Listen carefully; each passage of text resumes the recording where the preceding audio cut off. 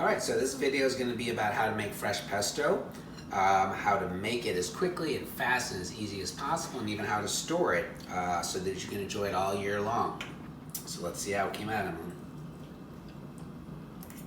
Good. It's not better than fresh pesto. So prior to doing anything with the basil, we're going to process the cheese, we're going to do something with the garlic, and we're also going to do something with the walnuts. So we got 2 big wedges. Remember, we're making about 5 batches, about 10 cups. We happen to be using Stella Parmesan cheese. We have 2 wedges. That should do it. We're going to cut the wedges in half, and we're going to put these in the food processor, and we have this in here. This is going to grate it relatively coarsely, so we're going to have to do a second step, but by using the food processor it'll be a lot faster than it otherwise was.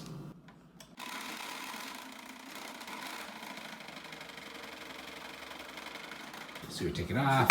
You always have a couple of those chunks left on the top. That's fine. So we're going to dump that into a large pot. You're going to have a lot of cheese, so that it comes right out. We're just going to dump it in here. And the reason we got to do this is because we have to put another blade in. We're going to put the usual blade in now.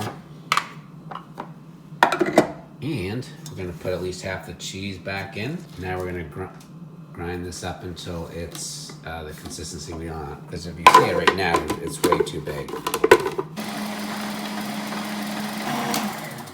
So let's check the consistency. This is about, what, 20 seconds?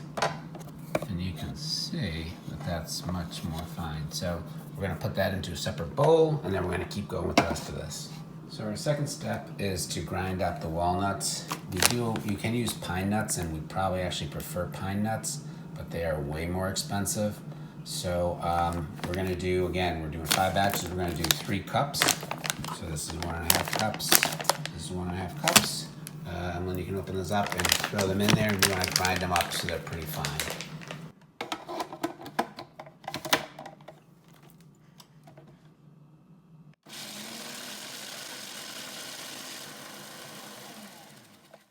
See how those look? It's like, let's try a little bit more. Yeah, let's try a little bit more. Another 10 seconds or so.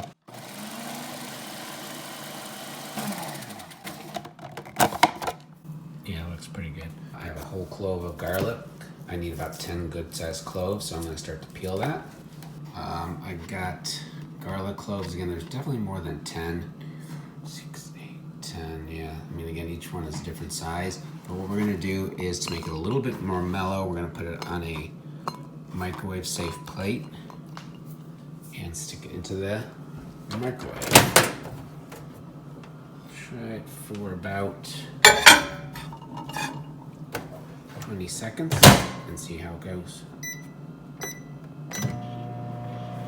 Alright, so even after just 20 seconds, these are warm. Probably could have done 15. So that's that. Alright, so I'm just going to lightly chop this up. That way when it goes in the food processor at the end, it's more likely to not leave chunks of it. So I'm going to mince this. Alright, so this should be fine. Like again, you can see it's pretty fine.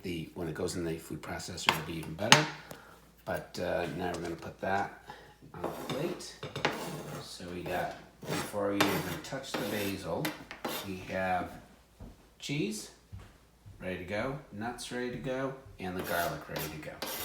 So we have a rainy day as it is, but we're going to be using this table, so we've washed it off and now we're just rinsing it. So now what we're doing is we're getting the basil. So we've been growing the basil. We have a bunch of it. We actually have 2 different types. One is like a sweet basil, which I think is better. The rounded leaves.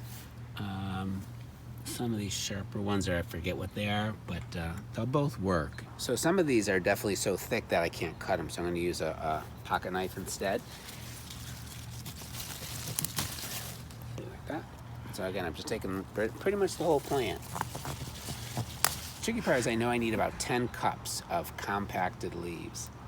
So to say how many plants that is almost impossible. So I'm just going to do a bunch and kind of test it out and see if we have the 10 cups or not. So, all right, I'm going to keep going. So here we go. This is how much we got. I'm going to put that down so you can see. So we got a bunch of it. So we're going to go wash it. The garden is organic. We don't use anything on it, but we still want to wash it off because there could be, you know, there's dirt from the rain sometimes and other things that kind of get on the bottom leaves especially. There could be bugs, so we're going to go wash it. All right, so we're going to have 2 separate piles. So you're going to take 1 plant at a time. There you go. Oh my God. Try not to drop it on the ground. Oh, geez. And now she's got the hose on, and she's going to wash it. Kind of turn it towards the water too, Ellen, so you get it from the front. Yeah, like that. All right, so is that good, Ellen? Yep. All right, so show our patented drying technique. Back and forth, so we do a little bit more. It's not going to be completely dry, but get, you know, most of it off. So now she's going to put that in a separate pile so she knows what's washed and what isn't. And she's going to go on and do a little bit more. We'll dry this more when we get it inside.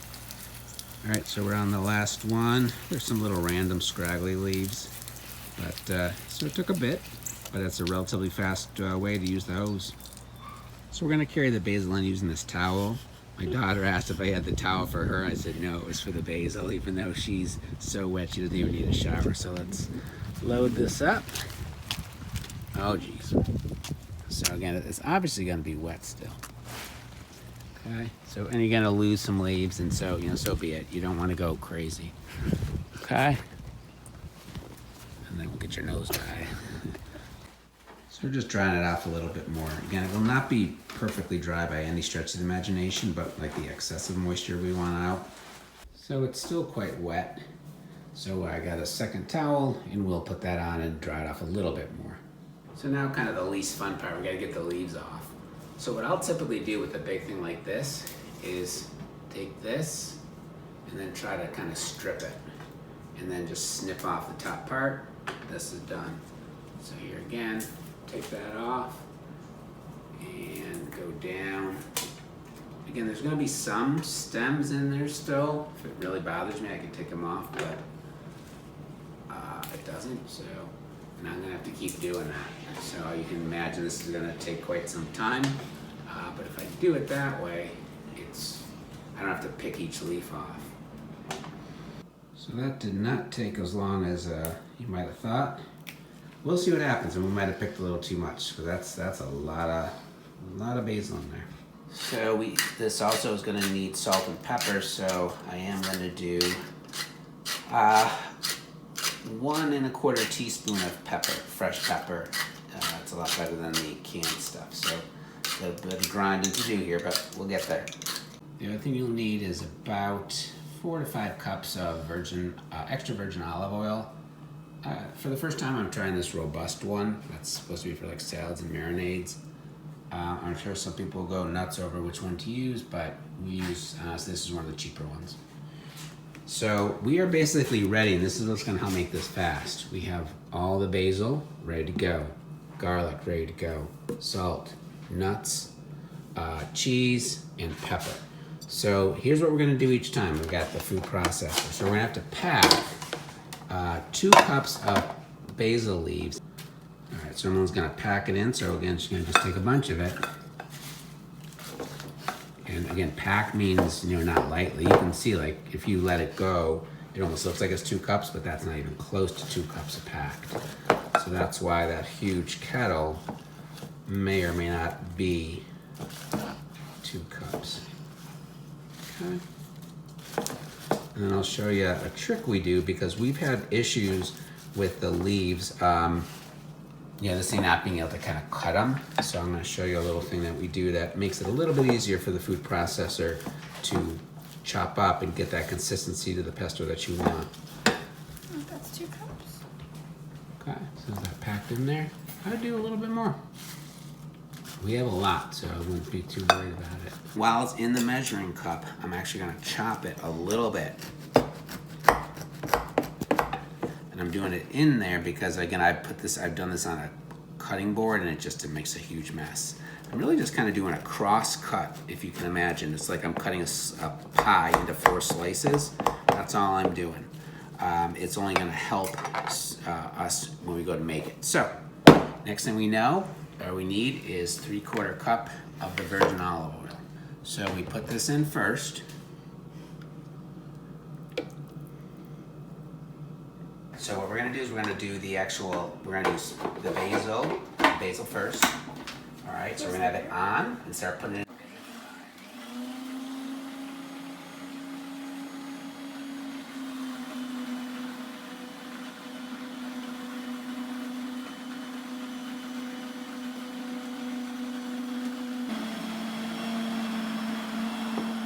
So I'm doing a voiceover here because the sound of the blender was really terrible.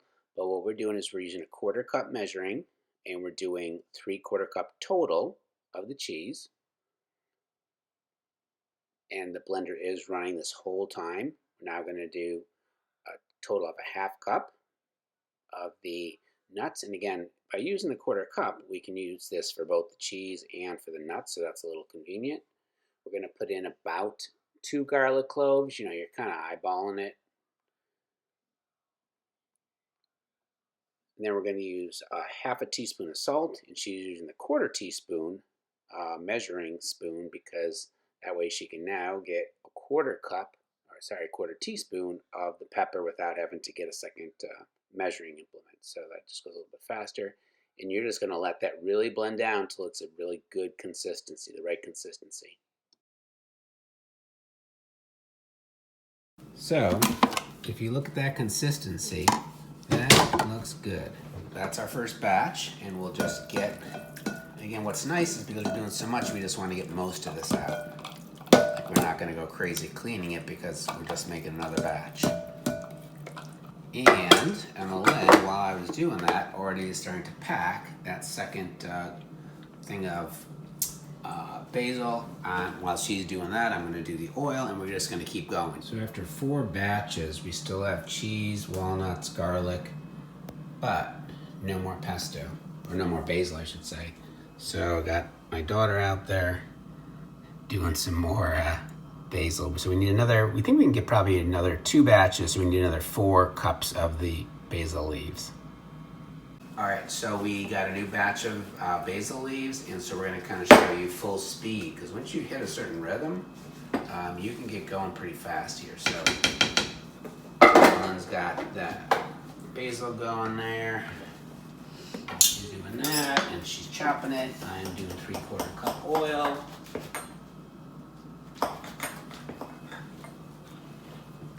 Okay.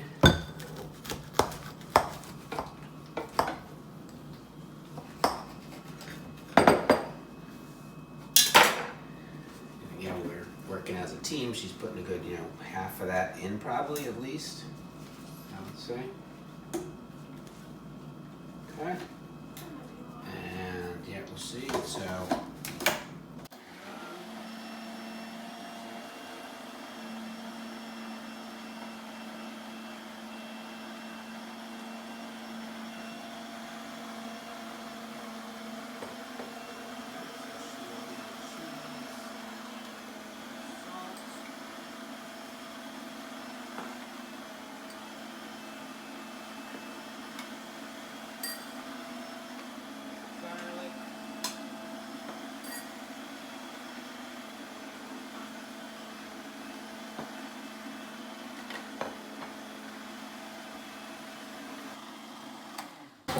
this is gonna need a little bit more. There's a leaf that didn't cut, but I mean, you can see how quick you get going. Once you get going, it's fast.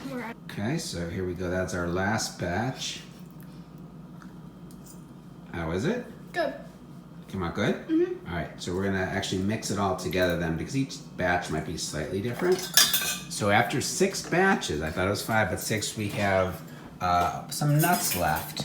So, but the cheese we're done with. We're done with the basil. So our measurements were not too bad. Wasted a little bit of salt there. It's a lot of pesto, and making it all at once makes it that much faster. We've been working for about, I'd say, 2 hours or so, maybe a little bit over, to make this much. So I guess you could show that there's a little bit of a mess, Emmeline. So, you know, cleanup's probably the least fun, but, whoa, jeez, that's a lot. Can you imagine if I had dropped it? That would be horrible. That's horrible. But that is a lot of pesto. So I would say that you can keep pesto fresh for a week or two, but the rest of it has to be frozen. So I'm going to show you what we do. We're going to take a Ziploc bag. Can you get that, Emlyn? Generally, I'd be holding it for her to make it easier. She's going to put a bunch in there. So she's done with that. So what she'll do is take as much air out of it as possible without going too crazy. And then basically we're going to kind of do a pastry bag thing where she's going to cut off just the tip. Push them back. Get a scissors and just cut a little triangle there. And then in each of these trays, squirt. And if we need to, we'll make the triangle bigger. Like if this is going too slow, we'll make that, but yeah, see, there we go. It should be real quick. And what will happen is we won't leave these in these ice cube trays, but we'll let them freeze and then take them out and then we put them in a bag. The reason you do these, the ice cube trays is because in the past we had stored them in like little mason jars that you might have jam or stuff in, but it was so hard to get the pesto out of. If you have these, you can take 2, 3, 4, whatever you need for a given recipe, and then just defrost them. So these are like basically individual portions. We did it in 2 batches. It would have been too much to have in the bag at one time. We are going to keep some of this fresh. We're going to have some of it on some nice ravioli and some pasta tonight, so we're not going to freeze all of it.